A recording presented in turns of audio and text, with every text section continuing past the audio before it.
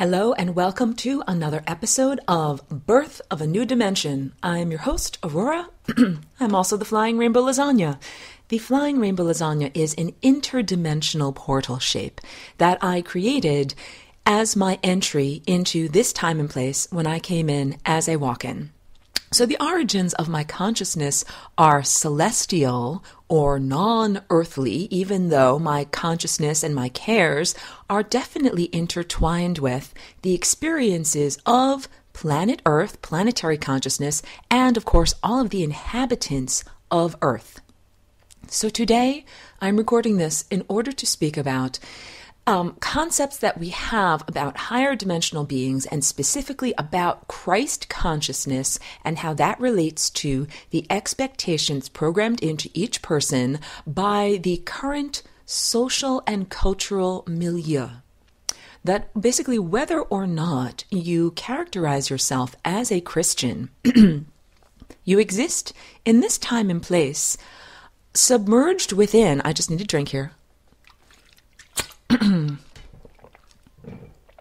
You are submerged within a Judeo-Christian culture. And even if you do not go to church or even if you are not a worshiper, it has had an impact on your complete way of looking at the world, on your perspective, on your viewpoint, on your relationships, on the reality that you co-create. So I have been speaking about in previous episodes, the divine co-creative partnership. And this is really all about the understanding that you, each of us, as an organic being, that is a being who is in possession of a beautiful cellular biological body, that you are in possession of also certain creative aspects. Your creativity is not limited merely to your biological reproduction. Your creativity is also all about your capacity to create reality. And the activity of creating reality, just like the activity of biologically procreating, is a partnership. It is not something that is done on your own, and it is not something that is done without interaction with what we would call others. So part of the exercise of last week's episode, building the dimensions from the 0th dimension up to the 8th dimension, even though we understand technically it is an infinite staircase of consciousness that one might climb, and also that science currently recognizes 10 or 11 dimensions. But we are talking about the partnership of beings submerged in the 3rd dimension, such as you or I, and submerged in the flow of time, and beings who exist outside the flow of time.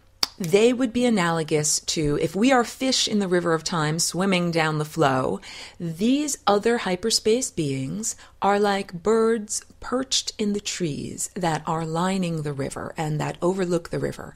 And these birds, from their perspective, can see where the river came from and can see where it is flowing to.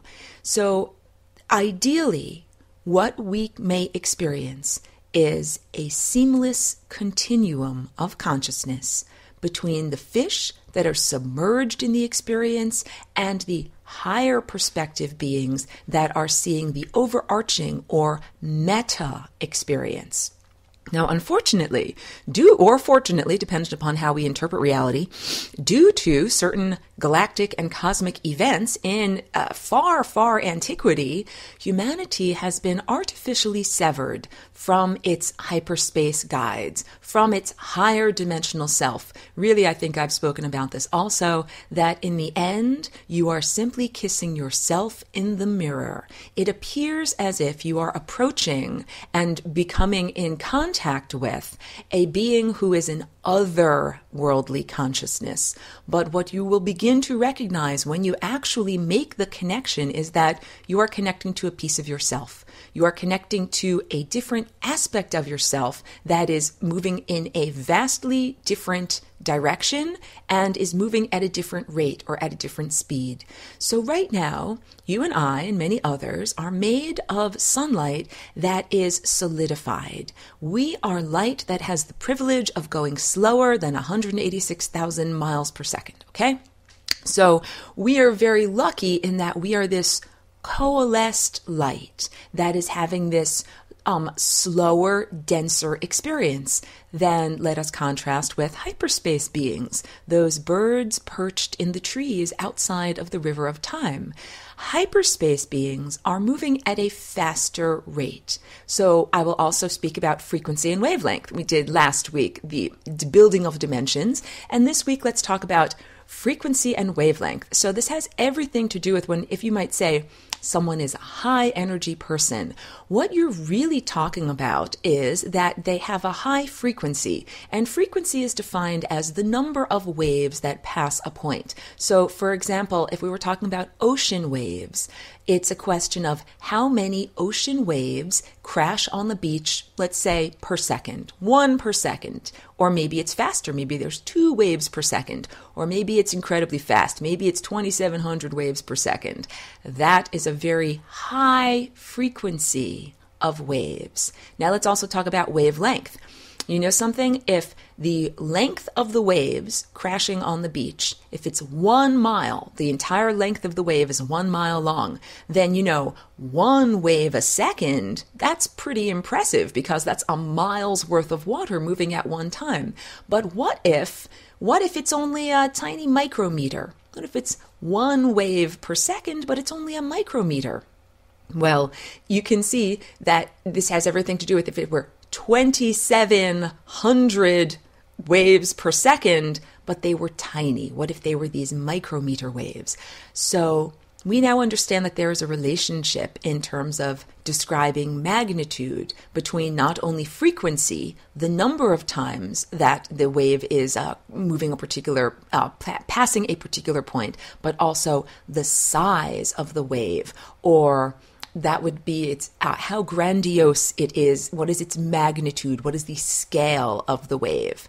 And this goes down to time scale, because you and I are currently living according to the human time scale, which is roughly a lifespan, 100 years. If we say something takes a long time, that would be defined as something that is longer than 100 years, longer than a human lifetime. And if something is short, if something happens quickly, usually it is, shorter than a day. Like if we would say something is going to happen very soon, it will happen in a day. And let's contrast that with another organism here on Earth. The dragonfly, in the adult form, a dragonfly only lives 1 day. And this means the egg has been laid and it has gone through its initial hatchling and initial phases of development. And then for its adult form, when it emerges from the cocoon or the chrysalis where it has undergone its transformation, for that stage of the dragonfly's life, it only lives for 1 full day. And that's important because that dragonfly needs to fly around and locate its mate and its partner all in the space of 1 day. I'll give another little tangent here back to ancient Egypt and the mystery schools and the mystery traditions that come out of there from ancient Atlantis. There was the way of looking at reality and looking at the world that said that the sun, when it rose, that was like birth of solar consciousness, and that as the sun traveled across the sky during midday, that was like, middle age or the height of your power and the peak of your production. And then as the sun dipped behind the horizon again, it was going into old age and finally death. This is totally analogous to the lifespan of a dragonfly. The dragonfly, when it emerges in its adult state, only has 1 full day cycle. So, you might waste an hour on a phone conversation or sitting around doing something meaningless. That is an incredibly precious hour to a dragonfly. And I'm also sitting here staring out the window at a beautiful redwood tree, which has not only a vastly different time scale in terms of biological cellular entity. The body of the redwood can live for thousands of years. There are easily 2,000-year-old redwood trees. But also, redwoods have continuity of consciousness. And this is a fascinating aspect of the plant, that when the plant is chopped down, these plants were often called resurrection trees or unkillable trees because the reproductive mechanism is called a burl. It's kind of like the eye of a potato, and it is at the base of, mostly found at the base of the tree. So if you cut down a redwood and you leave that base, out of those burls, a whole new generation of trees will arise. And they are new and distinct from the previous generation. They grow a completely new root system, but it's amazing in that their roots often go through the same channels, the same root system structure as the previous root system. So you can imagine the old root system dying and decomposing and leaving empty places in the soil where the new root structure might take hold. And I'm giving you this elaborate description so that you can understand that if you find it often looks like a ring of trees, a ring of new saplings growing, which is really the perimeter of one of these enormous ancient trees. The new perimeter of trees has continuity of consciousness. And by this I mean that the sense of consciousness or awareness from the tree that was cut down was seamlessly transferred into the new generation of saplings that essentially grew out of its skin. And this continuity of consciousness is what Tibetan Buddhist high lamas are working with. That the Tibetan Buddhist, which is another ancient mystery school, outgrowth from the antediluvian Atlantean worldwide sophisticated culture, that Tibetan Buddhism was like the container or holder for one aspect of these ancient traditions that were part of a sophisticated worldwide culture that was completely wiped out and is part of the amnesiac history of humanity and of this planet. Well, some aspects were kept alive, and they are held in different various schools, and one of them is the Tibetan Buddhist school. They have a system. They're very scientific in the pure sense of the word, that science is about making experiments, making observations, and then passing along your information to the next generation so that they can build upon what you yourself have gleaned from your experiments. Tibetan Buddhists are very similar to that. They look at the transfer of consciousness from lifetime to lifetime and from person to person. They are neutral observers of this experience, and they have watched over many thousands of years and many, many generations the transference of consciousness, and they have learned, or they have kept alive, the techniques for how to have continuity of consciousness between lifetimes, in just the same way that the saplings grew out of the base of the old tree that was cut down, and they remember everything or have access to all of the recorded memories of the original adult tree. That tree, first of all, wow, I'm getting into a lot here, but it's a broad topic. Trees are like antennae, and they are connected to all of the other trees, all of the other beautiful sensory apparatus that exist on the surface of the planet. And they absolutely record the events that are going on the planet's culture during their whole lifespan. So the original redwood tree that might have been chopped down and then gave rise to all the new saplings, it lived, it had history, it had experience. All of that recorded information, all of that recorded history and experience is transferred to the next generation.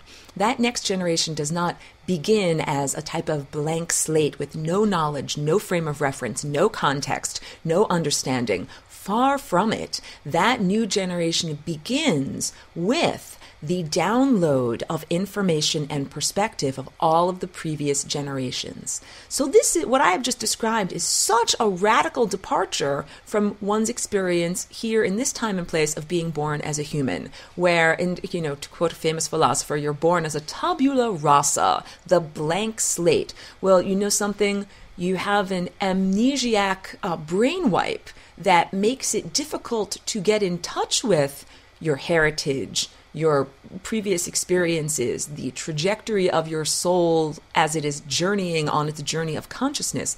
But that doesn't mean that those events and that structure doesn't exist. Far from it. All of those experiences before your present incarnation exist, and they color or give character to your present experience. And not being directly aware of it means that in many ways you cannot deal with it directly. So it doesn't mean like you are born without conscious memories of your previous existences, but that doesn't mean your previous or concurrent existences aren't having an effect. They are having an effect, but it means that it's coming in through an area of blindness or lack of awareness. So now we're going to talk a little bit about light and dark, awareness and lack of awareness, Christ consciousness and antichrist consciousness. Just taking a little drink. The world is not split up into light and dark. The world is arranged in a continuous spectrum of less light or less awareness and more awareness. And in last week's episode, I spoke about the zeroth dimension. I love the zeroth dimension because it really takes a lot of imagination. You have to stretch your imagination muscles to be able to even conceive of what that point is like. It is the singularity. It is the collection of all energy. It's the totality, the total experience of all consciousness, all possibilities, all timelines, all overlapping and coexisting in that one amazing, miraculous place. Just let that sink in for a moment while I take a little drink. The singularity, the totality, unity consciousness, it is the presence of everything, the presence of all sparks of consciousness. So that means all individual beings have been lassoed, corralled together, and squashed back into their original container, which is the primary ray of consciousness. I am bringing up all of this in order to speak about the primary, the origin of consciousness, the unity quality of where everything and everyone comes from. And I also want to redirect it or refocus the conversation and make sure that I am talking exactly about the topic that I wish to be speaking about, which is really organic life as you and I are experiencing it and inorganic life. We're talking about awareness and lack of awareness, but I am not relating that to organic and inorganic life. Both organic and inorganic life experience aspects of awareness, things that you know, things that you understand, and things that you don't know, things that you are not aware of. So this has everything to do with matter and light and shadow. If you are an artist or if you have ever taken a drawing lesson, you know that when you are drawing, when you are attempting to render objects in reality, to represent the third dimension on a flat two-dimensional plane, using nothing more than smudges of charcoal, schmutzing around with some charcoal, you will learn in one of your primary drawing lessons that shadows are what make objects look real. If you draw something without shadows, it is just a line drawing. It does not have a sense of form or shape or roundness. And if you don't put a shadow underneath an object, it just kind of floats there in space. So if you want to do a little experiment for yourself, you can draw a picture of an apple or a vase of flowers or whatever it is, and look at how it appears to be floating, and then just draw in the simplest little shadow, half circle underneath it, and you will see how all of a sudden it appears to be sitting down. If you were in my class, Lessons for Full Spectrum Humans, I would be using my iPad and my projector in order to draw that for you. This is a good segue for me to say, hey, if you're interested in these topics, please check out my website, flyingrainbowlasagna.com, and click on the online course tab where you will find out what I speak about in this episode and in this broadcast. I have recorded extensive recorded lessons, and there's also a weekly Wednesday night interactive webinar. I say interactive because that's even better than a regular webinar where you get to look but you don't get to touch. In my webinar, you get to participate via video conference, ask ask questions and have your understanding and perspective also added to the class. So please check out Lessons for Full Spectrum Humans.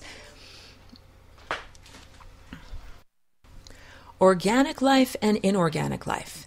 This is simply the definition of the type of container for consciousness that we are dealing with. So you and me and many others on this planet have corporeal vessels, including redwood trees. We have physical containers for our consciousness. However, despite the programming of science and the objective materialistic world, your consciousness does not reside in your neurology, and it does not arise from your neurology. Your consciousness exists independent of any kind of biology or neurology. It is literally something that exists, and then your neurology and biology coalesce or accrete around your consciousness. And this consciousness is like the glue or the gravity that holds together all of the molecules of this reality. Let's contrast that with inorganic life. So science of this time and place defines organic life as eating, respirating, biologically reproducing, it metabolizes, responds to stimuli. And for example, a virus does not fit into this category. A virus, according to science, is only semi-alive. It cannot eat on its own. It requires a host, and it cannot reproduce on its own. Again, it must invade the cells of a living organism and tell that cell's nucleus, do not reproduce, do not do what your DNA wants you to do. Instead, do what I want you to do, reproduce many more aspects of me, a virus. Well, now let's talk about inorganic life. Inorganic life does not have a physical cellular structure for its consciousness. This is why science has a great deal of difficulty in accepting the existence of or perceiving inorganic life. And yet, Birth of a New Dimension, this is all about how to prepare current Earth planetary surface culture for interacting with multidimensional and higher dimensional beings. And this is pretty important. Consciousness must be recognized as a force. Awareness must be recognized as a force in the same way that gravity or magnetism or the, let's say, phenomenon of electromagnetic light as part of the phenomenon of the electromagnetic spectrum exists. We must now say that consciousness fits into that spectrum of phenomenon that is what gives rise to the reality around us. Inorganic beings are consciousness without physical form. So your chakras, our chakras, one's chakras on one's body are a perfect example of inorganic beings. And the inorganic beings require interaction with a physical host. Inorganic beings, especially the chakras on our bodies, are not analogous to the virus, but they do live in partnership with, quote unquote, living beings or organic cellular beings. So this is pretty important because it can be a divine sense of partnership. That really, when I have defined unconditional love, that it is all about an equal action of giving and receiving. So let us set the premise where you and I, we are the owners and operators of the physical cellular existence, the physical cellular body. And then there is also the other aspect of self that is non-physical and non-cellular, but is still intimately connected with the body processes because it feeds off of pure unconditional love. And that unconditional love is a tone that is made by the occupant of the body. It's just like saying that when one sings, like, la, I am making a tone with my vocal cords. When you, as an organic being, make the right tone with your chakras, you are creating the tone of unconditional love. And in just the same way, vibrations are made in various different ways. It can be made by a string, like a violin bow is running along a string and it makes that string vibrate. Well, what creates the vibration of unconditional love is the action of sending out energy and then having energy come back to you. Sending out energy and having it come back to you. It's like saying the game of catch is created by and defined by the activity of sending out and receiving, sending out and receiving. And that creates a harmonic that the more you send out and the more you... Ideally, one creates a strong, harmonic, unconditional love bond or vibration or tone of sharing with one's own inorganic beings, or the chakras that live on your corporeal body, or the higher dimensional perspective, non-corporeal, inorganic beings with whom your fate is intertwined, because they feed off of your unconditional love. And unconditional love, the experience of creating that tone is... When you're in the body, what it feels like is that you do not have perturbations. You do not have turmoil of the mind. You have a perfectly clean, pristine mind that is able to be a perfectly clear conduit for higher dimensional creatures to experience reality through your third dimensional body. And this is what humanity was designed for and was created for. Humanity was not designed, first of all, to live 100 short years of misery, cut off from the source, cut off from divinity, to experience cellular aging, degradation, and eventual decrepitude and death. This was not the program. Really, truly, it is a beautiful, benevolent, divine universe, and the creator is a divine, benevolent creator that made you a body that could cellularly regenerate and literally last indefinitely, dependent upon how you treat it, and dependent upon what you did, but it has the capacity to last indefinitely or as long as you wish for it to live. And also was created with the intention of being a pure conduit for higher consciousness. The idea that your body would be like a car or a vehicle that higher consciousness could drive around in the third dimension. It was not meant to be a car that simply has no connection to higher consciousness. This is the result of the implantation of the human mind. And I'm not sure exactly how much I've spoken about it in the context of this particular radio show. I've spoken about this quite a lot. The idea that the human mind, the mind that exists at the level of the yellow chakra, is a hacked operating system. And that even though it is experienced by humans and is defined as human, it was not created by humans. And it was not created with humanity's best interests at heart or in mind. Its intentions were not for humanity's upliftment. Far from it. The intentions behind the creators of the human mind were to sever the connection of the human form from its divine birthright or connection to source. The implantation of the human mind, the mind that you and me and many, many others on the surface of this planet use to go about our daily mundane routine activities every single second, that mind was specifically implanted to take you away from divine consciousness. That's not a very fun realization.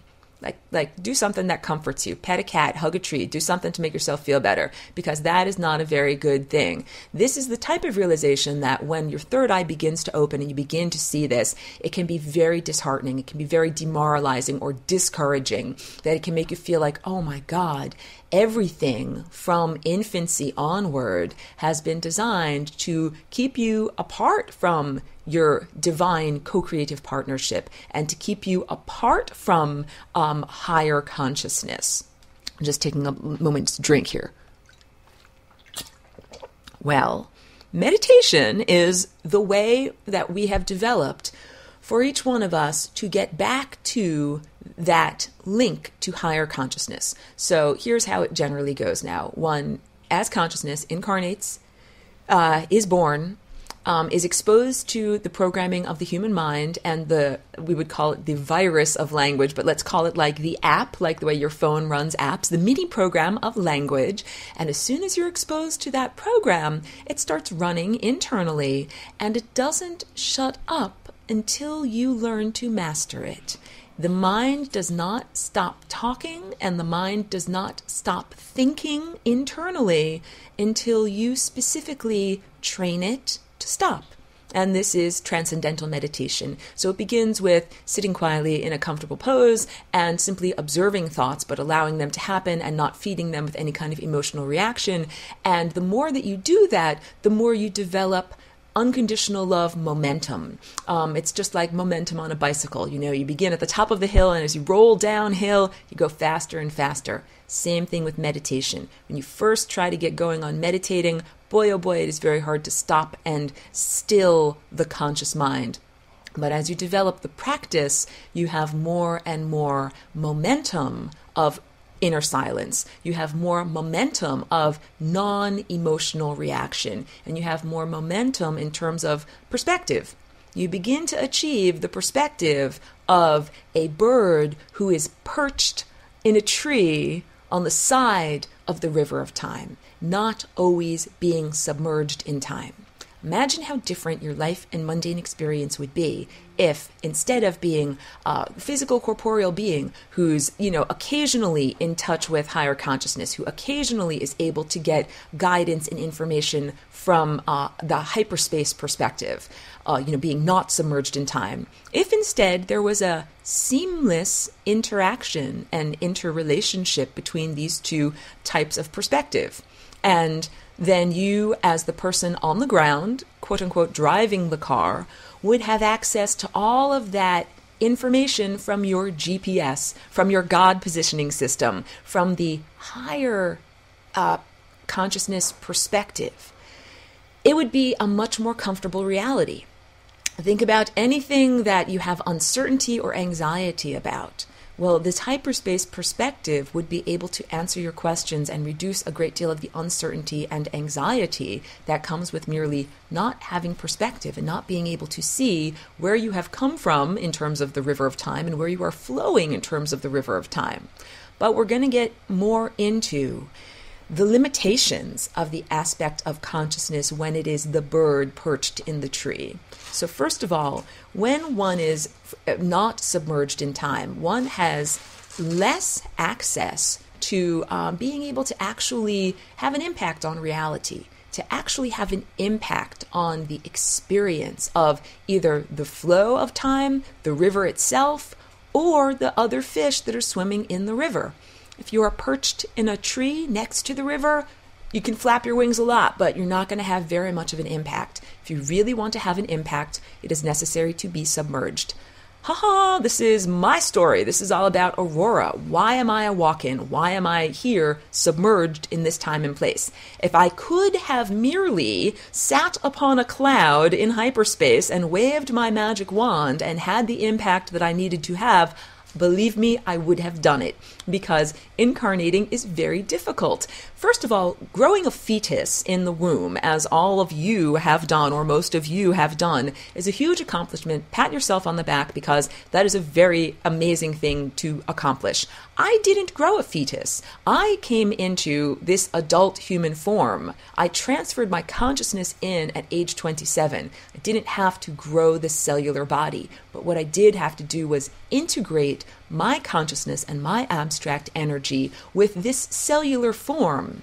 That was very challenging, because this form, this body, already had habits. Just like you have habits of posture, habits of the way you speak and words that you use and your accent, there are also energetic habits. There are genetic habits. And I needed to integrate my consciousness and my new patterns of behavior with the old habits of this body. So there was a lot of house cleaning, quote unquote, that had to happen, like moving into a house that's got a lot of stuff left behind from the previous occupant. There's a lot of house cleaning that has to occur. And this occurred in terms of emotional processing. So emotional experiences are held in the body, in the muscles, in the fasciae, the thin membranes that are the coatings of the muscles that keep them in place, and of course in fatty deposits, fatty tissue. A lot of this had to be restructured in this body so that I could occupy it, because all of the cellular structures that had been built in the context of the previous occupant were no longer relevant. And also, to give you a little bit of the idea of my journey, there was a lot of neurological damage that was an artifact or byproduct or an unintentional result of the battle. They were like battle scars that happened from the experience that led to the previous occupant of this body dying and the opportunity for me to enter in. Wow, what a lot of complex backstory in order to tell you that I am here on Earth in the corporeal realm right now in order to do things and have an impact that I couldn't have had from the perspective of not being in the corporeal realm. So, this has everything to do with divine co-creative partnership. There are wonderful hyperspace beings who have never incarnated. They've never had the experience of what it's like to wake up in the morning and require toilet paper. They've never had that experience at all, okay? They have only ever lived as an abstraction. And from last week's episode, you understand maybe a little bit more of what the perspective is like of living in that abstract realm. No, it is not necessary to remind yourself to drive to the store and buy toilet paper. You see the world from a very different perspective. You see all of the branching timelines where you have not only driven to the store, where you flew to the store, kayaked to the store, walked to the store, every single different possibility and every single thing that you could have bought at the store and every single possible outcome from that. It is a much more, to say multidimensional is not that descriptive, but it's like a mosaic of consciousness, and each tiny little tile on the mosaic is a version of reality. That's the hyperspace version. And let's also say that we are claiming our hyperspace selves. We are claiming that perspective as our own.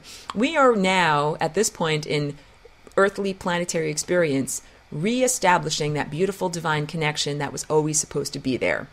So no longer will we experience this false dichotomy of the ego or the lower self or the temporal self, the self submerged in time, and its conflicting desires or conflicting priorities with the higher self, quote unquote, or the higher dimensional self, the hyperspace self, the self that occupies less dense realms. Really, that higher self of the less dense realms wants to be powerful in the earthly, more dense realms. And it simply does not have the hands, legs, and mouth parts in order to have that impact. But we are now understanding that there's a beautiful partnership between these two aspects of self. That the holder of the corporeal body and the non-corporeal consciousness are working, instead of hand in hand, let's say hand in glove. But in this case, the glove must be understood to be not merely an inanimate object or a unaware object. The glove is self-aware. The glove is the temporal ego. And we do not want to kill the ego, but we do want to hone it into an appropriate format so that it can do everything it needs to do. I went a little far afield here in this description, and I want to rewind to the concept of light and shadow, of awareness and lack of awareness. So first of all, I know that I spoke a couple of episodes ago about defining Christ consciousness as a universal consciousness not connected to the Christian religion and as representative of an overarching entity of consciousness, a higher dimensional, higher perspective entity where each one of us is a little tiny shard of that consciousness. Well, that entity and that consciousness also needs to have life experiences. This is really all about, why would an incredibly powerful hyperspace being want your life, or want to interact with you, or want to have the experience of going to the store and buying toilet paper? Why would they want to interact? You know, my daily experience is of being, quote unquote, the driver in the car. I'm the occupant of this corporeal body, and I am in constant telepathic rapport with my hyperspace family of origin, and they learn a lot vicariously through my experiences here.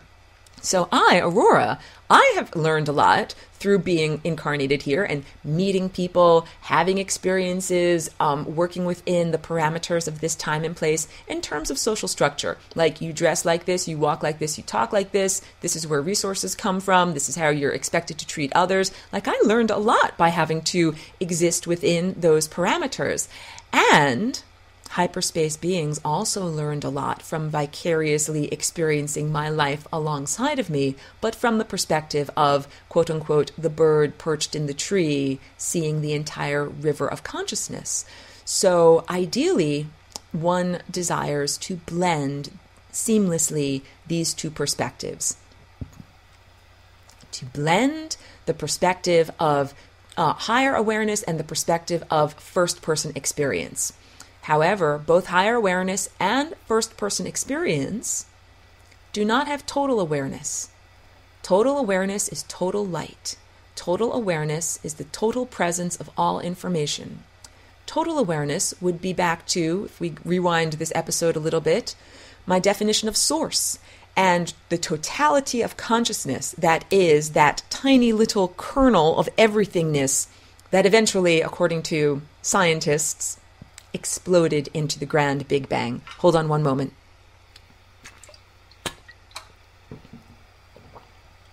Just taking a drink on that. An object casts a shadow, and objects are made of solidified light. Light is not only photons, or not only a physical emanation of the electromagnetic spectrum that comes off of the sun, our nearest star. Light is also consciousness. Light is the exploratory consciousness that is leaving the sun and flying out towards parts unknown. It's like, bye, I'm leaving home, I'm going to go explore, I'll be sure to write back when I get somewhere. That is what the photon does when it leaves the surface of the sun. And it goes out, and eventually, well, photons do many different things. Light and the consciousness that is emanating from the sun travels, and it will travel endlessly until or unless it reaches something and it gets kind of stuck there. So this is another way of saying that light would travel endlessly. Consciousness would travel endlessly. Like across, the vast reaches of space, that little photon would keep going. But if it hits a planet, then it gets all caught up in the experiences of that planet. And light has come to Earth. Light has come to this particular planet, and it has slowed down in its journey. And if I were drawing this on my whiteboard or on my blackboard, I would draw a squiggly line going, and then stopping at a big giant dot.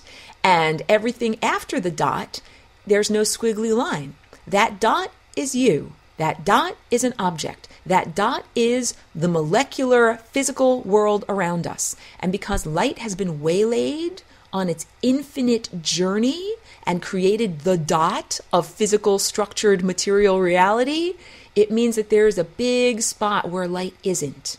Light never ended up traveling there because it got stuck. It got stuck on Earth, or it got stuck on Jupiter, or it got stuck on Mars. It got stuck in your neurology or in your eyeball or bouncing off of the surface of your skin, or it was stuck on a leaf that captured it with chlorophyll. In any of these cases, that light was slowed down and darkness was created.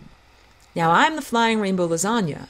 This is an object of non-duality. I come here to resolve duality.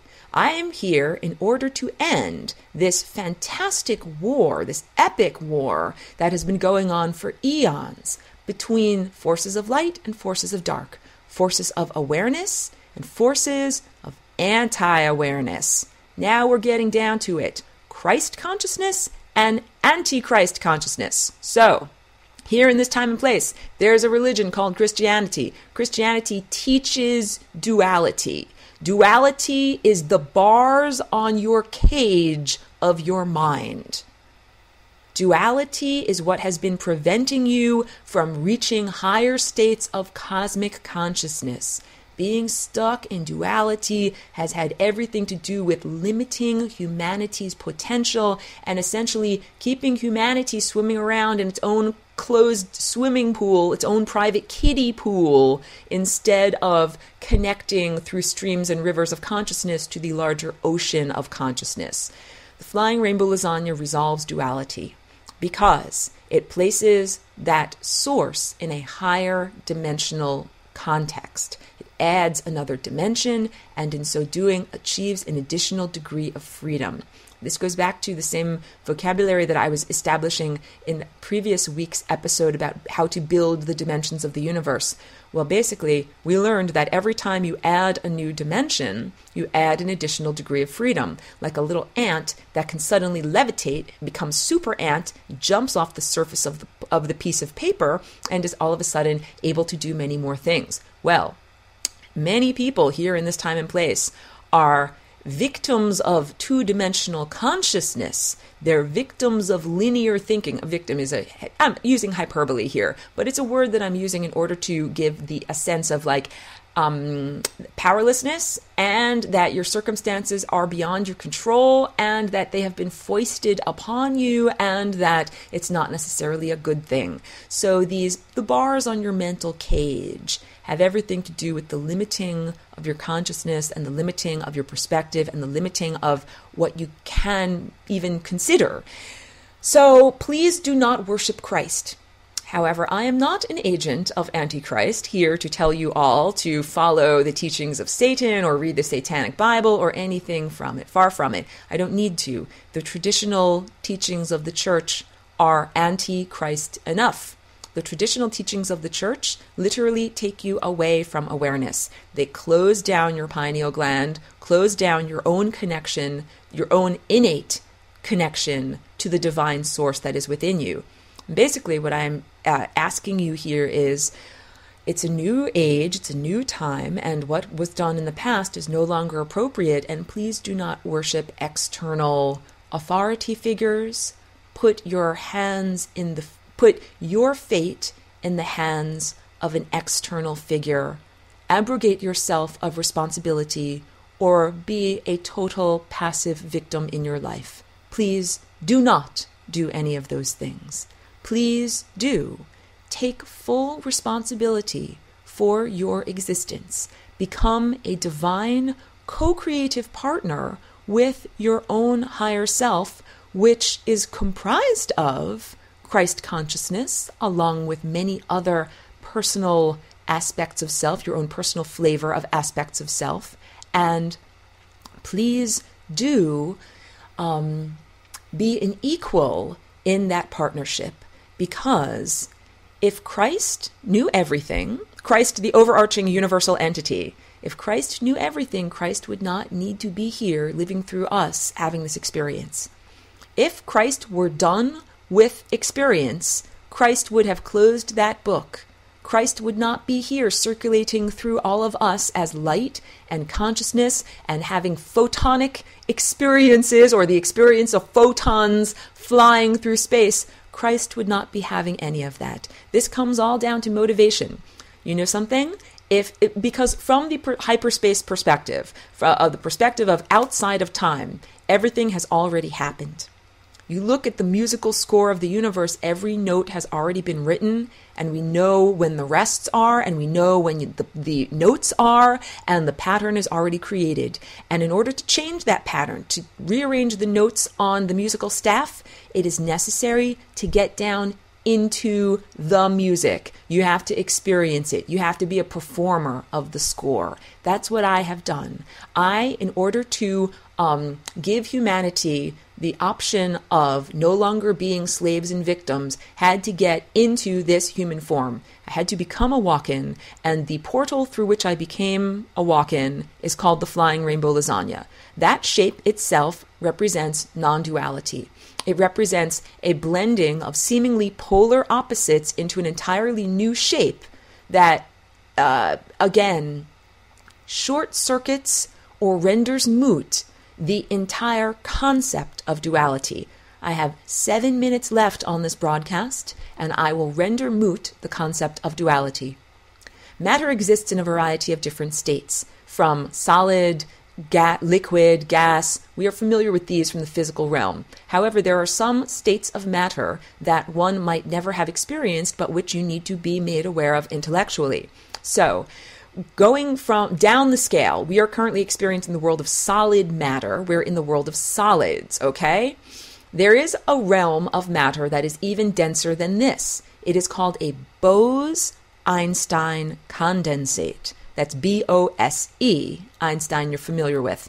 You can research it more if you would like, but basically the premise is when you bring matter down to extremely cold temperatures, only a fraction of a degree above 0 degrees Kelvin, which is absolute zero, we're talking about slowing down molecular and atomic movement due to cold. Cold is literally lack of energy.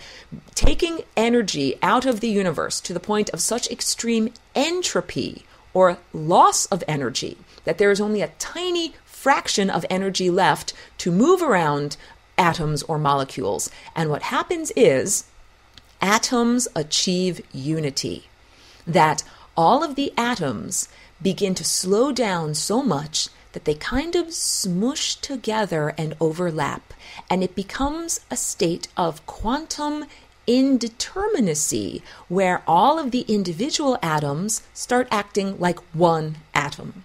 It is a mysterious realm. Even high-up scientists, if you ask them, hey, tell me all about the Bose-Einstein condensate, would admit at a certain point that it's great mystery. You know, it's like any spiritual teacher, blah, blah, blah. You go through, there's answers, there's questions, there's answers, there's questions. And then at a certain point, after the last answer, there's just great mystery. You know, after the last question, there's just great mystery. Well, we are when we talk about the Bose-Einstein condensate, we are at the end of the scale of spectrum of matter where there is simply great mystery. One moment while I pause. Because if we go up the other end of the spectrum, if we begin at layers of density, and we're at the Bose-Einstein condensate, which is matter that is even denser than matter, then we find ourselves in the realm of regular matter, a solid like a table or like your leg. Then we go up to the level of a liquid, which is slightly less dense than a solid. Then a gas, which is again slightly less dense than a liquid. Then we get into the realm of a plasma. Plasma is what fire, literally the shape of flame, is made out of. It is light, but it is unorganized light. So it's just a ball of light. And a lot of the surface of the sun or of a star is made out of plasma, but that's not all that a star is made out of. A star is made of consciousness also. And when we organize that plasma and we organize the light into coherent beams, meaning that all of the peaks and all of the troughs or all of the crests of the waves match up and all of the troughs of the waves match up, then we have a beam of consciousness. And that is like a laser light or like a light beam. And when I spoke about the source, we have these two seemingly polar opposites. Total energy at one end of the spectrum and total entropy at the other end of the spectrum. If you look at a picture of the flying rainbow lasagna, which you can do easily by going to flyingrainbowlasagna.com or by looking at the banner of this page on the UCY homepage, you can see that there are two purple vertices, one at the top and one at the bottom. Vertices are pointy places. Each one of those is one of these aspects of either total energy or total entropy. It's the source. It's that one little molecule before the Big Bang, the presence of all information, the totality of consciousness, the presence of all possibilities and probabilities, not only the presence of all matter, it is the presence of all energy. It's the source and it's the destination. It's where we're coming from and where we're going to as consciousness. Well, this realm where we are, this universe that's filled with stars, right now we are still living in the era of stars being born. At a certain point, this universe will use up all of its raw materials for making stars and there will be no more stars born. This is according to science and also my understanding too. Eventually, all the stars that are alive will end their lifespan, backflip into themselves, and create vortexes of energy and consciousness called black holes. All light and awareness and consciousness will exit this Swiss cheese realm through the many, many black holes that exist. And all you will be left with is a realm of almost total coldness, darkness, blackness, almost total entropy. And all of the molecules that are left behind in that realm will become Bose-Einstein condensate, denser than dense. And that will achieve unity consciousness. So here in this refinery of experience, where light and awareness are being refined back out of the solidified matter, which is essentially light that has coalesced and slowed down in its journey, all of that light is being refined back out of the matter. All of that light continues on its journey, and the husk, the empty molecular structure that is left behind, that also achieves unity consciousness. Everybody goes back home, but home is not the same address, even though everybody goes back to infinity. Please do not worship higher dimensional beings because they are also on a journey of awareness. They are not at the totality. They do not know everything. If they did, they would have absolutely no motivation to be involved in the experiences of a dense being like you or me or anyone else. Same thing with Christ consciousness. If Christ consciousness knew everything and had totally transcended, it would never have come into any avatar container. It would never have come to Earth and told any human being about its existence. It would have already transcended and would not have any need for us to know about it. It isn't done. The journey isn't done. Christ consciousness still has a lot to learn about itself, and that's why it has created this amazing holographic experience. I like to say we're on the holodeck, we're in a state of grace, and we are here in this realm for Christ consciousness to learn about Christ's self, and for each one of us to wake up to the truth of our own innate divine connection. When you wake up to that truth, you no longer feel that it is appropriate to either give credit to someone else for creating your life or ask anyone else permission to create your life. You are the artist of your own reality, and you are working in divine co-creative partnership. And when I say that, I mean, you know something? You might not be able to paint with a color if that color doesn't exist. You might have to figure out ways to work with the materials at hand in order to express yourself. There's already this whole history of humanity that exists, or this whole history of Earth that exists. And in being a divine co-creative partner, you don't just ditch all of that backstory. It's like you have to weave in your own experience and your own divine solutions and build that on top of what already is in existence. This is why you can't just wave your magic wand and make things happen. This is why you came down here and incarnated as a musician to actually play and listen to and experience the musical score of the universe so that you could be powerful in this world. Not just me coming here and becoming Aurora and being a human with 2 arms and 2 legs and 1 head and the capacity to walk around and talk. This is about why you came here and decided to have this experience. And you decided to have the experience so that you could literally send information back to the source about what life is like as you. Thank you so much for tuning in on this episode of Birth of a New Dimension. Each week, we are growing closer to coming together with hyperspace beings. Thank you so very much.